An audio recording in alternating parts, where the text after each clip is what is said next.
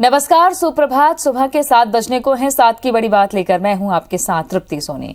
मध्य प्रदेश में थोड़ी राहत मिल रही है। 15 जून तक कोरोना कर्फ्यू बढ़ाया गया है, लेकिन कुछ छूट भी दी गई है। कोरोना कर्फ्यू हर शनिवार रात 10 बजे से सोमवार सुबह 6 बजे तक टोटल बंद रहेगा। बाकी 5 दिन रात 10 बजे से सुबह 6 बजे तक नाइट कर्फ्यू जारी है। राजनीतिक, सांस्कृतिक और धार्मिक आयोजन पर बैन है। खेल, मेले, स्कूल, कॉलेज और कोचिंग संस्थान भी बंद रहेंगे। थिएटर, शॉपिंग मॉल, बार, पिकनिक स्पॉट भी बंद रहने वाले हैं। अंतिम संस्कार और मृत्यु भोज में 10-10 लोग शामिल हो सकेंगे। विवाह कार्यक्रम में 20-20 लोग शामिल हो सकेंगे। धार्मिक स्थलों पर एक समय में 4 से ज्यादा लोगों को अनुमति नहीं है। सब्जी, फल, दूध जैसी जरूरी चीजों की दुकानें चालू रहेंगी। शिखिल व्यवहार हमारे सहयोगी जुड़ गए हैं ज्यादा जानकारी के साथ में। शिखिल, ये एक राहत और इसके साथ ये भी कि 15 जून तक थोड़ी सख्ती और बढ़ती जाएगी। इसके अलावा और कौन सी बड़ी खबरें हैं मध्य प्रदेश की? देखिए, जिस प्रकार से देखा यहाँ पर जा रहा है, करीब 50 दिन से ज़्यादा का लॉकडाउन यहाँ पर तृप्ति हो चुका है और उसके बाद कुछ राहत यहाँ पर दी जा रही है। और इसी को देखते हुए आज प्रशासन और साथ ही साथ शासन जो है वो एक्टिव यहाँ पर रहेगा। अनलॉक को लेकर जो मंत्री समूह की दल का गठन यहाँ पर किया गया था, उसकी मॉनिटरिंग यहाँ पर की जाएगी। और इसके अलावा सीएम शिवराज सिंह चौहान स्वयं अनलॉक की स्थिति को लेकर अधिकारियों के संपर्क में यहाँ पर रहेंगे। वहीं अगर देखा जाए तो आज शिवराज कैबिनेट की अहम बैठक यहाँ पर है। 10 सूत्रीय प्रस्तावों पर यहाँ पर चर्चा होगी। कोविड से जुड़ी हुई 2 योजनाओं को लेकर यहाँ पर जो है प्रस्ताव को हरी झंडी यहाँ पर दी जाएगी। पहले ही इनका खाका तैयार कर लिया गया है। इसके अलावा महिला एवं बाल विकास विभाग की जो योजना है उसको लेकर भी यहाँ पर कैबिनेट में प्रस्ताव यहाँ पर दिया जाएगा। दूसरी ओर देखा यहाँ पर जाए कि आज से जिस प्रकार से जो राष्ट्रीय उद्यान है, नेशनल पार्क हैं, वो यहाँ पर खुले हुए हैं। राजधानी भोपाल में भी नेशनल पार्क वन विहार है, वो आज सुबह 6 बजे से यहाँ पर खुल यहाँ पर गया है। और इसे देखते हुए 4 बजे एक बैठक यहाँ पर रखी गई है। इस बैठक में जो आतुक हैं, यानी जो यूं कहा जाए पर्यटक हैं, सैलानी हैं, उनकी जो मॉनिटरिंग यहाँ पर की गई है उसकी पूरी निगरानी यहाँ पर की जाएगी।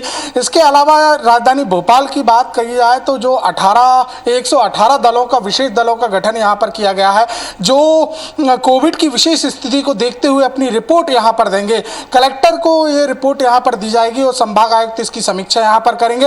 अनलॉक को लेकर पहली समीक्षा बैठक रात के 8 बजे यहाँ पर होगी। चिकित्सा शिक्षा मंत्री विश्वास सारंग इस बैठक को यहाँ पर करेंगे। साथ ही साथ जो अनलॉक की स्थितियां यहाँ पर रही हैं और कोरोना को लेकर जो वार्ड स्तर पर, ग्राम स्तर पर, जिला पंचायत स्तर पर जो मॉनिटरिंग यहाँ पर की जा रही है उसकी समीक्षा यहाँ पर की जाएगी। इसके अलावा पूर्व मंत्री लक्ष्मीकांत शर्मा का कोरोना से भोपाल के चिरायू में यहाँ पर निधन हुआ है। तो राजनीतिक जो हलचलें हैं वो कुछ आज यहाँ पर तेजी यहाँ पर रहेंगी। और इसके अलावा देखा यहाँ पर जाए कि हेल्थ पीएस यानी कि प्रमुख सचिव जो हैं वो आज यहाँ पर एक बड़ी बैठक लेने वाले हैं। मध्य प्रदेश स्तर की ये बैठक यहाँ पर होगी। अनलॉक जो इस प्रकार से यहाँ पर होगा, उसके बाद आज शाम की जो रिपोर्ट है और कल 24 घंटे की जो पूरी स्थिति है मध्य प्रदेश की, उसको लेकर यहाँ पर चर्चा की जानी है। कंट्रोल रूम में एक बड़ी बैठक का आयोजन यहाँ पर होगा। दूसरी बैठक वल्लभ भवन में बड़ी यहाँ पर होगी। कंट्रोल रूम में जो बैठक होनी है वो जिला स्तरीय बैठक यहाँ पर होगी और वल्लभ भवन में जो बैठक यहाँ पर होनी है वो प्रदेश स्तरीय बैठक यहाँ पर होगी। कुछ मंत्री समूहों के सदस्य यहाँ पर पहुँच सकते हैं। बताया ये भी जा रहा है कि शिवराज सिंह चौहान की कैबिनेट बैठक के तत्काल बाद ये कॉन्फ्रेंसिंग यहाँ पर की जाएगी और जो अनलॉक की स्थिति यहाँ पर है, जो रियायतें यहाँ पर दी गई हैं, उसके लेकर चर्चा यहाँ पर की जा सकती है। वहीं अगर देखा जाए तो राज्य टीकाकरण अधिकारी की भी एक बड़ी बैठक है जी। बिल्कुल, और अलग अलग स्तर पर लगातार कोशिशें की जा रही है कि संक्रमण को कम किया जाए, लोगों को जागरूक किया जा रहा है। थोड़ी राहत इसलिए भी मध्य प्रदेश में दी जा रही है। इससे शुक्रिया आपका शिखिल जानकारी के लिए। बात छत्तीसगढ़ की करें तो रायपुर में लंबे लॉकडाउन के बीच अनलॉक की प्रक्रिया बीते कुछ दिनों से जारी है। हालांकि कई जगह अभी प्रतिबंध लागू हैं। कोई भी असमंजस न रहे, इसलिए देर रात कलेक्टर डॉक्टर एस भारतीदासन ने गाइडलाइन जारी की। नए आदेश में प्रतिबंधित गतिविधियों को छोड़कर स्थायी और अस्थायी दुकानें, शॉपिंग मॉल, व्यावसायिक प्रतिष्ठान, सुपरमार्केट, फल बाजार और सब्जी मंडी, अनाज मंडी, ठेला, शोरूम, क्लब, देशी शराब दुकानें, salon, beauty parlour, spa, park और जिम शाम 6 बजे तक खोले जाने की अनुमति होगी। होटल, रेस्टोरेंट, क्लब, बार रात 10 बजे तक खुलेंगे। इनमें डाइनिंग हॉल की क्षमता का 50% बैठने की अनुमति होगी। हालांकि होटल रेस्टोरेंट संचालकों से ऑनलाइन और टेलीफोनिक ऑर्डर पर होम डिलीवरी और टेक अवे को प्राथमिकता देने को कहा गया है। इसके अलावा अगर बात की जाए अलग अलग जगहों की, तो रायगढ़ में लॉकडाउन बढ़ा दिया गया है। निजी निर्माण कार्यों को अनुमति दी गई है, लेकिन सख्ती पहले की तरह रहेगी। होटल रेस्टोरेंट से टेक अवे की अनुमति है। रायपुर जिले में जारी प्रतिबंध की बात करें अगर, तो सभी swimming pool, cinema hall, theatre, water park, theme park और सामूहिक भीड़भाड़ वाले स्थल जैसे जंगल सफारी, तेलीबांध मरीन ड्राइव, बूढ़ा तालाब, पुरखौती मुक्तांगन आम जनता के लिए पूरी तरह बंद रहेंगे। विदेशी शराब दुकानें अभी बंद रखी गई हैं, केवल होम डिलीवरी जारी रहेगी। स्कूल और कॉलेज अभी भी बंद ही रखे गए हैं। छात्रावासों में केवल परीक्षा देने वाले छात्रों को ही अनुमति दी गई है। आवास की अनुमति उनको मिली है। इसके अलावा शासन से अनुमति प्राप्त परीक्षाओं को छोड़कर कोचिंग क्लासेस और दूसरी सभी शैक्षणिक गतिविधियां अभी बंद रहेंगी। स्टार जैन हमारे सहयोगी जुड़ गए हैं ज्यादा जानकारी के साथ में। स्टार, आज की बड़ी खबरें छत्तीसगढ़ की।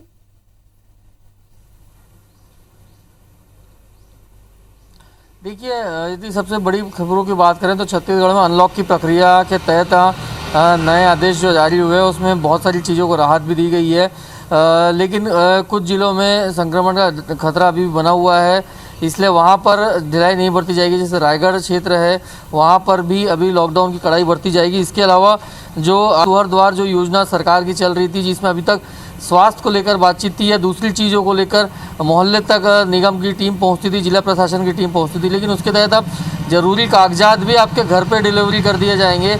ये इसकी वर्चुअल आज शुभारंभ होने जा रही है। इसके अलावा होटल रेस्टोरेंट में डाइनिंग की क्षमता 50% क्षमता के साथ डाइनिंग की सुविधा भी आज से प्रदान की जा रही है, छूट दी जा रही है। बार भी चालू आज से हो जाएंगे, लेकिन उसमें भी यही कंडीशन है कि सोशल डिस्टेंसिंग मेंटेन करना होगा और क्षमता सिर्फ 50% तक की लोगों को ही अनुमति होगी। इसके अलावा परीक्षा को लेकर बात करें तो 12वीं बोर्ड की परीक्षा आज से शुरू हो रही है, जिसमें बच्चों को जो है परीक्षार्थियों को प्रश्न पत्र और उत्तर पुस्तिकाएँ स्कूलों से वितरित की जाएंगी और उन्हें अपने घर में ले जाकर उसको भरना होगा, लिखना होगा उत्तर और निश्चित समय में उसे वापस विद्यालय में आके जमा करना होगा। इस प्रकार से ये कुछ प्रमुख बड़ी खबरें हैं जो है जिस पे नज़र दिन भर अपडेट आते रहेंगे और हम बताते रहेंगे। आपको बता दूं, कोरोना की जहाँ तक बात कर लें तो लगभग 2500 के केस आए थे और लगातार एक्टिव केसेस की संख्या में भी कमी होती जा रही है। लगातार सरकार के जो प्रयास किए जा रहे हैं उसको नतीजा ये है।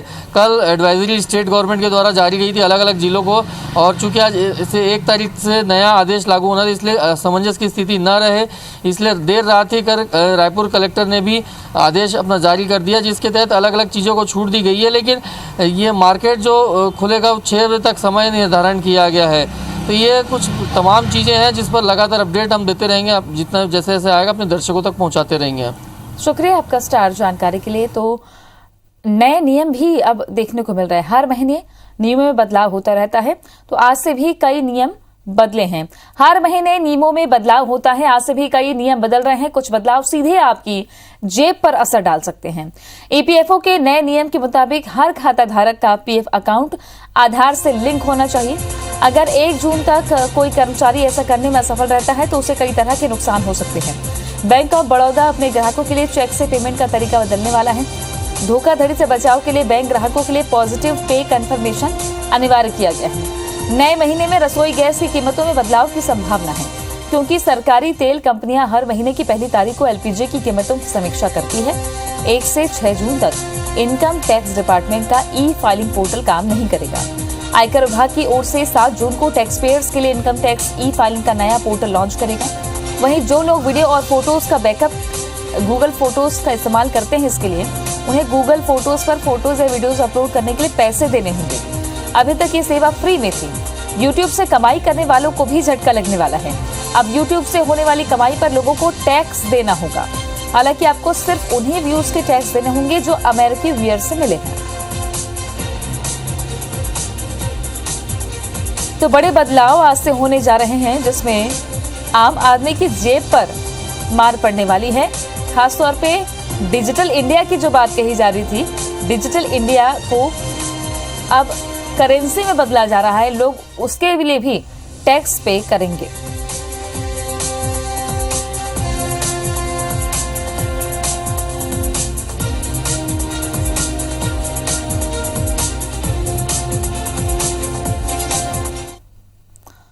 मध्य प्रदेश सरकार ने पड़ोसी राज्यों में कोरोना के बिगड़ते हालात को देखते हुए 4 राज्यों के बसों की एंट्री पर लगी रोक को बढ़ा दिया है। अब ये प्रतिबंध 7 जून तक रहेगा। पहले सरकार ने 31 मई तक बसों की एंट्री पर रोक लगाई थी। कोरोना के चेन को ब्रेक करने के लिए सरकार हर संभव उपाय कर रही है। इसमें बसों के संचालन को रोकना भी शामिल है, जिससे दूसरे राज्यों के संक्रमितों पर नियंत्रण किया जा सके। इसलिए मध्य प्रदेश के परिवहन विभाग ने 7 जून तक महाराष्ट्र, राजस्थान, उत्तर प्रदेश और छत्तीसगढ़ की बसों के आवागमन पर रोक लगा दी है। इस संबंध में मध्य प्रदेश परिवहन विभाग के अपर आयुक्त अरविंद सक्सेना ने निर्देश जारी किए हैं। ब्लैक फंगस के संभावित मरीजों की पहचान के लिए रायपुर जिला स्वास्थ्य विभाग की पहल कोई खास रंग नहीं ला पाई। ब्लैक फंगस के मरीजों की बढ़ती संख्या को देखते हुए स्वास्थ्य विभाग के 6 लोगों की टीम ने 1,500 मरीजों का डेटाबेस तैयार किया।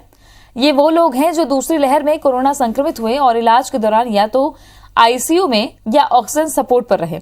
सभी लोगों को फोन कर उनसे ब्लैक फंगस से जुड़े सवाल किए गए। उनसे बातचीत के बाद उनके लक्षणों का डेटाबेस भी तैयार किया गया, लेकिन सूत्रों की माने तो उन लक्षणों के डेटाबेस का एनालिसिस कर कोई फैसला करने का मैकेनिज्म तैयार नहीं हो पाया था, जिसके चलते संभावित मरीजों की पहचान भी नहीं हो पाई।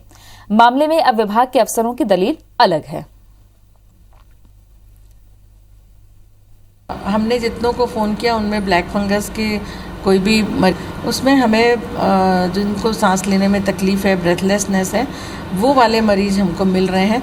तो उनको हम एक बार स्क्रीनिंग के लिए प्रोत्साहित कर रहे हैं कि वो अपनी ब्लैक फंगस के लिए भी स्क्रीनिंग करा लें, ताकि आगे वो किसी गंभीर बीमारी से ग्रसित ना हों।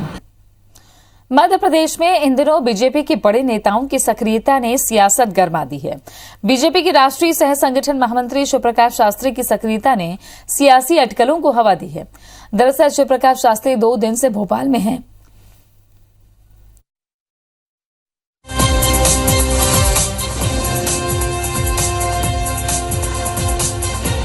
बीजेपी के दिग्गज मंत्रियों के बंद कमरों में मेल मुलाकात का दौर जारी है। इसी क्रम में सोमवार देर रात मुख्यमंत्री शिवराज सिंह चौहान शिवप्रकाश शास्त्री से मिलने के लिए बीजेपी कार्यालय पहुंचे। करीब 45 मिनट तक मुख्यमंत्री शिवराज सिंह और शिवप्रकाश की बंद कमरे में मुलाकात हुई। शिवप्रकाश शास्त्री से मुलाकात के बाद सीएम बिना मीडिया से बात किए अपनी गाड़ी में बैठकर रवाना हो गए।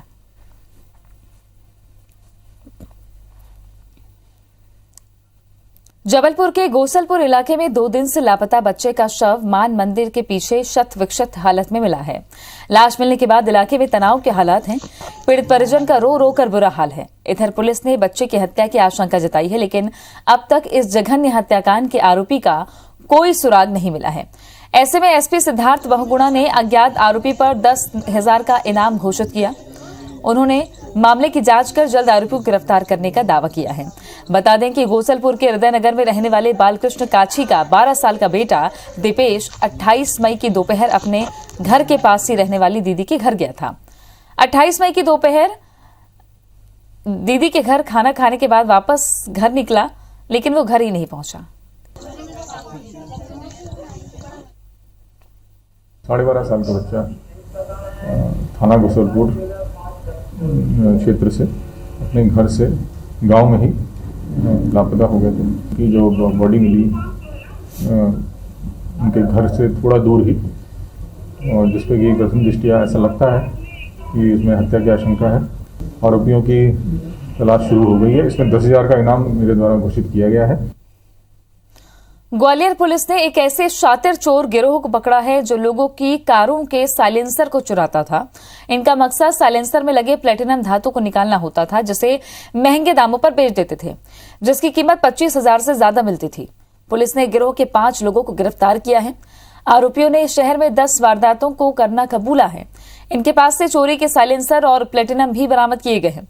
पुलिस आरोपियों से पूछताछ कर रही है। चोर गाड़ी के नीचे बैठकर साइलेंसर निकाल लेते थे। इसके बाद उसे कबाड़ियों के पास ले जाते थे, जहां प्लेटिनम निकालकर साइलेंसर को अलग से बेच देते थे। पुलिस उन कबाड़ियों की भी तलाश कर रही है जो इसे खरीदते थे।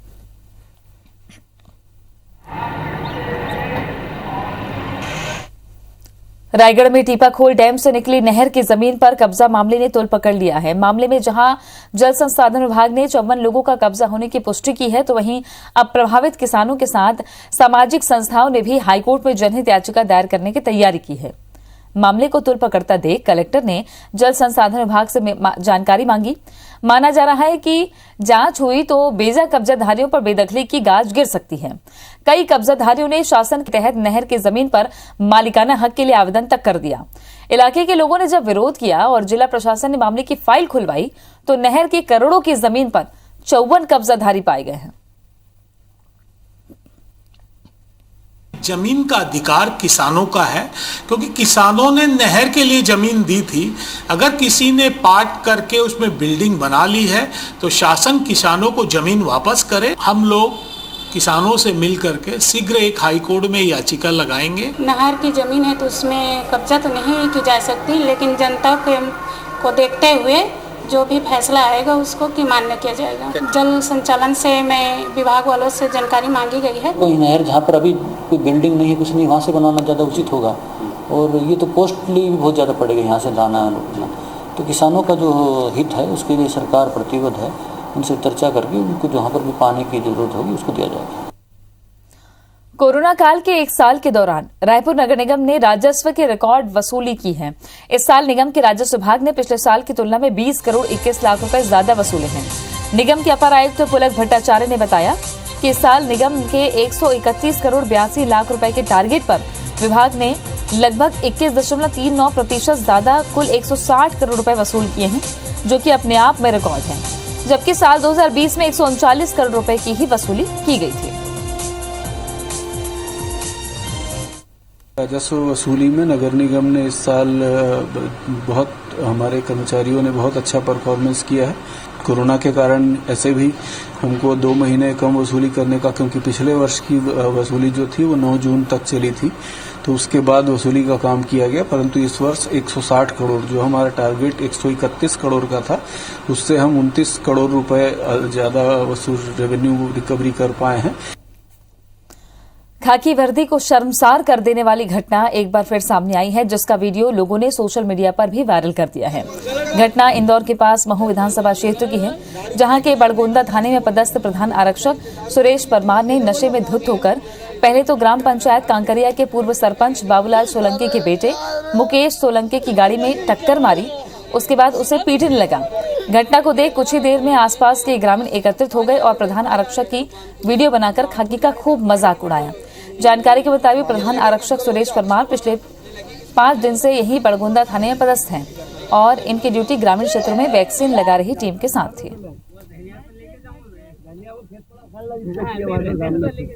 अरे अभी गाड़ी कौन सुधराएगा?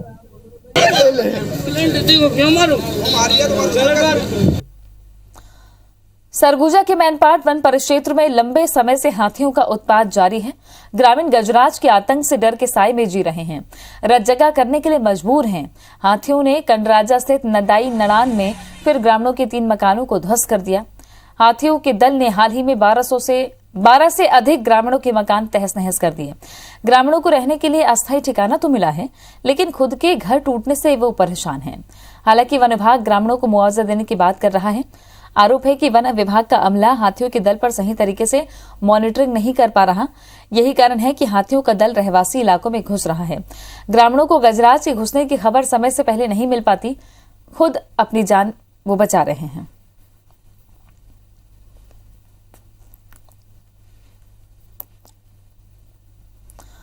कोरोना टीकाकरण अभियान में अपनी सहभागिता सुनिश्चित करते हुए गोयल ग्रुप ऑफ कंपनी के श्री बजरंग पावर एंड इस्पात लिमिटेड ने सीरम इंस्टीट्यूट ऑफ इंडिया से कोविशील्ड वैक्सीन की 12,000 डोज खरीदी है। ये vaccine Goyal group of company के सभी स्टाफ और उनके परिजनों को उपाध्याय हॉस्पिटल के माध्यम से लगाई जाएगी। Goyal group of company Chhattisgarh की पहली निजी संस्था है जिसने अपने कर्मचारियों के लिए वैक्सीन खरीदी है। जानकारी के मुताबिक अभी सिर्फ 12,000 डोज खरीदी गई है, लेकिन आने वाले समय में आवश्यकता के अनुसार और खरीदी की जाएगी। कांकेर के आदिवासी अंचल में हाहा लद्दी प्रोजेक्ट के 400 कर्मचारियों और उनके परिजनों को भी इसका लाभ मिलेगा। गोयल ग्रुप ऑफ कंपनीज के चेयरमैन सुरेश गोयल ने बताया कि ये कंपनी के श्रमिकों और उनके परिवार के लिए बड़ी राहत की बात होगी। साथ ही उन्होंने दूसरे कॉर्पोरेट हाउस से भी निवेदन किया कि अपने कर्मचारियों के लिए ऐसी पहल सभी करें जिससे इस महामारी से लोगों को बचाया जा सके। 1200 कोरोना नामक महामारी से देश पूरा लड़ रहा है, सरकार लड़ रही है, लेकिन इसका उपाय अगर समझ में आया है तो यही है कि कितना जल्दी सबको वैक्सीन लग जाएगा हमारी सुरक्षा बढ़ जाएगी। सरकार भी पूरी तरह तैयार हो रही है, लेकिन इसी को देखते हुए गोयल ग्रुप ने अपना भी मन बनाया कि चलिए सागर में बूंदी सही, लेकिन हम इस काम में सहयोग करें।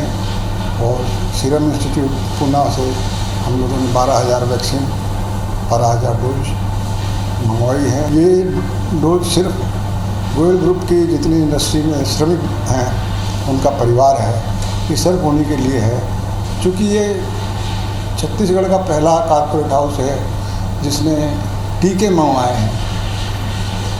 पर रुपया देना वो एक बहुत सरल बात है, लेकिन लगाना, मंगवाना और लगाना ये दोनों बहुत कठिन कार्य हैं। फिर भी हमने इसका बीड़ा उठाया है, शासन का सहयोग मिल रहा है। आदरणीय मुख्यमंत्री जी समय निकाल के इसका शुभारंभ भी करेंगे, ऐसा मेरी उम्मीद है। मैं सभी कॉर्पोरेट हाउस को एक निवेदन करना चाहता हूँ कि आप भी अपने श्रमिकों के लिए इस तरीके से कोई विचार बनाइए। साथ की बड़ी बात में आज के लिए बस इतना ही। आगे देखिए छत्तीसगढ़ी भाषा में खबरों का बुलेटिन हमर बानी हमर गोठ राहुल के साथ।